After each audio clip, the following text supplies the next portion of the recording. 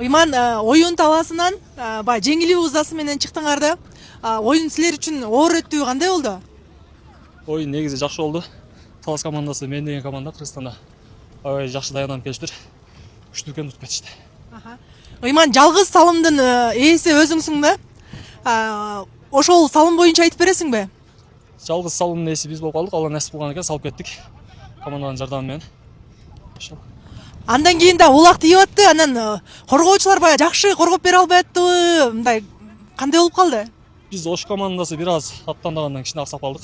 Защита аттарыбыз бир аз жакшы болбой калды окшойт. Калганы жакшы эле буюрса. Ошондо силер азыр финалга, жарым финалга чыкпай калдыңар да? Жок, биз тайпадан чыкпай калдык. Буйрук экен. Жеңүү ызасын тартып Талас командасына ийгилик.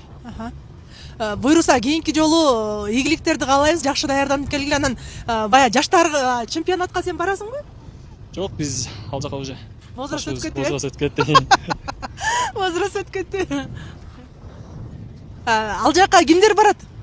Ал жака бизден Азыр ойноп аткан жигиттерден барбы? бул жерде жок. Ал балдар ошто дайынданып атат буюрса. Жакшы. Ийгиликтер болсун ал жигиттерге. Рахмат сизге да, ишиңизге келик.